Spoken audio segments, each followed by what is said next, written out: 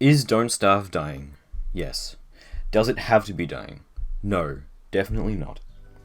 It's pretty common knowledge at this point that Don't Starve's player base is crumbling, to say the least. And this isn't for no reason. In fact, there are many contributing factors towards the declining state of Don't Starve. Reason number 1.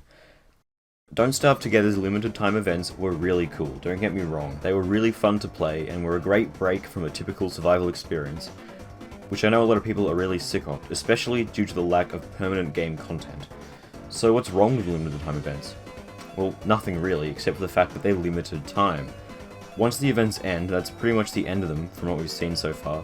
Wouldn't it be great if we could have a Forge comeback? A Gorge comeback? Maybe a return of these events could be a kind of reward after the third challenge is released and beaten?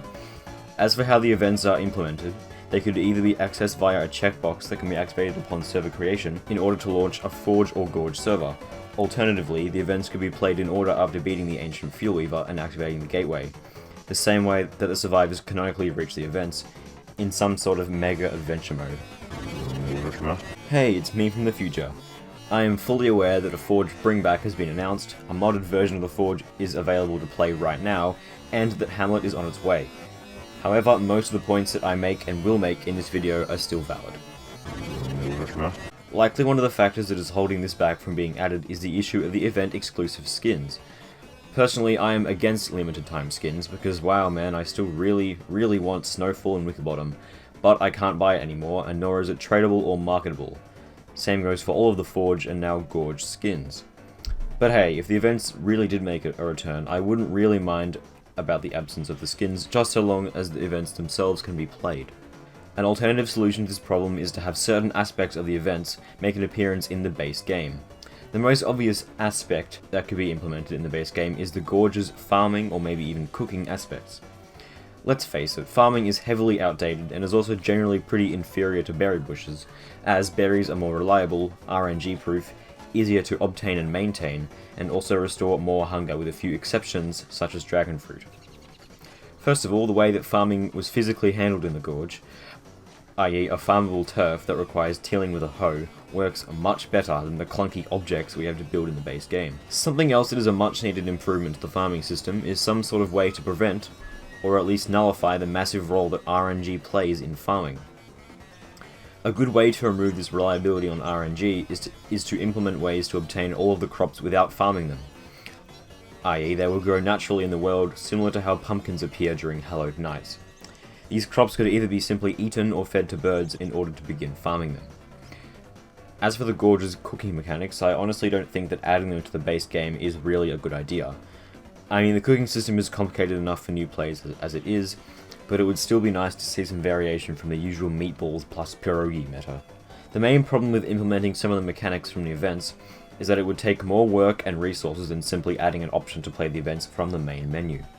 Anyway, that was a pretty long tangent, so to summarise, either the events themselves have to be playable from the main menu, or accessed and played in order by activating the Ancient Gateway after beating the Fuel Weaver, or some mechanics from the events will have to be added into the base game.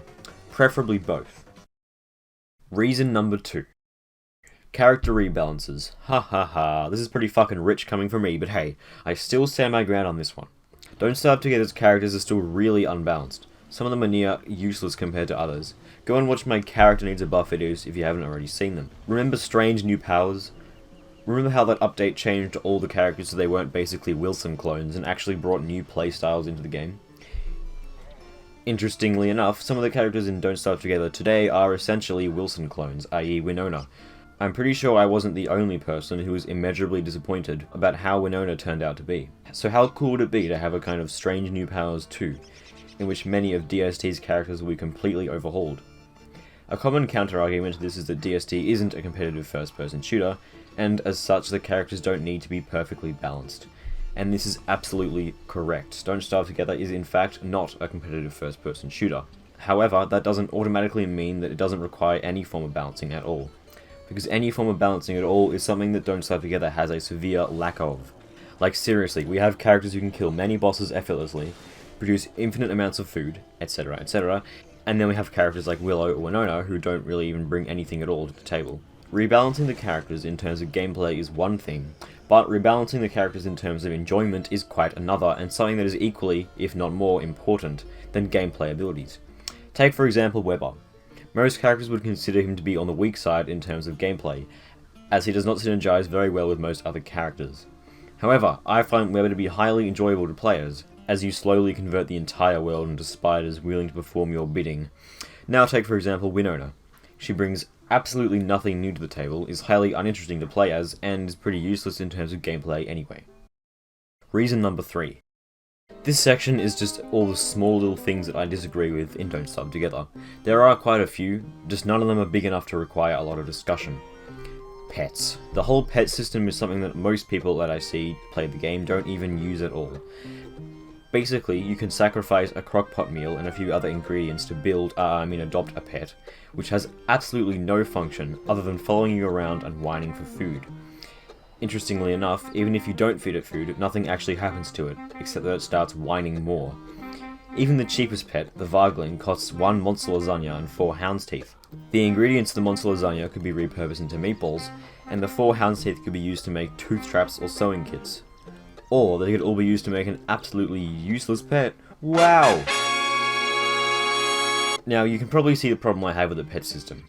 There have been many upon many suggestions for how the pets could be reworked, so that they're actually useful and have a positive effect on gameplay, apart from maybe a cuteness factor. The fact that they've simply been ignored since their implementation kinda makes them my pet hate. The Toadstool is a raid boss that was added during a new reign. The Toadstool is also my least favourite boss in the entire game, because it has 156,000 health. This absolutely insane health pool takes ages to deplete, even with a team of 5 mighty Wolfgangs. Now, it's not like its attacks are very hard to kite, but said attacks also happen to spoil items in your inventory, so that you can't use a handbat in order to save resources, and will instead have to amass a stockpile of dark swords. Unless you want to use another weapon, in which case the fight will take twice as long. But you know what the worst thing about the Toadstool's fight is? Its drops are purely decorational. That's right, no super rare and powerful armor or weapon or even resource is awarded to you for beating this gargantuan spore-infested toad. Similarly to pets, I don't see many players beating this boss because of A, how large its health pool is and by extension how long the boss fight takes, and B, the lack of usefulness in its drops. And yeah, the Toadstool is optional to fight, but then again most of the bosses in Don't Starve Together are optional. The only ones that you are obligated to defeat are the ones that stalk you down during their respective seasons, and even then there are many ways to avoid fighting them anyway. So in my opinion, the Toadstool needs to be reworked so that its drops are gameplay affecting, or its fight isn't incredibly drawn out and tedious. Reason number 4. This is actually a pretty big problem that I have with Don't Starve Together, and it isn't really specific towards gameplay, rather the development of the game itself. Now, I've never made a game, I've never been in a team who's made a game, so take what I say from now on with a grain of salt. But what I can say from now on is, I'm pretty sure, agreed upon by at least a few other people. Clay's priority when it comes to developing content for Don't Starve Together goes as follows.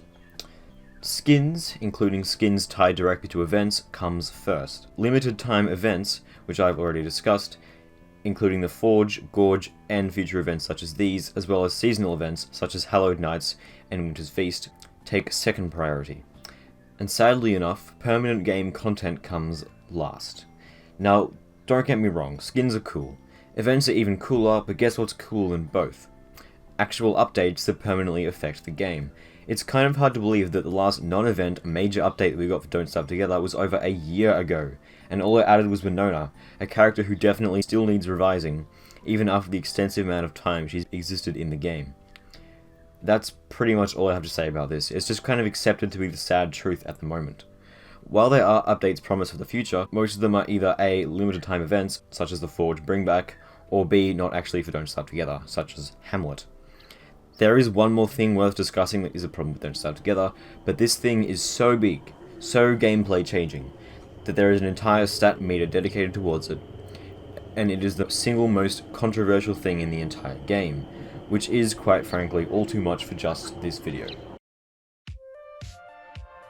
But yeah, thanks for watching that entire video if you did. It was essentially just a 10-minute rant about the game, but I feel like some of the stuff that I said, or most of it, had to be said at some point, and now that point is over, so cool, that's pretty much it. That's all I have, so I guess I'll see you next time.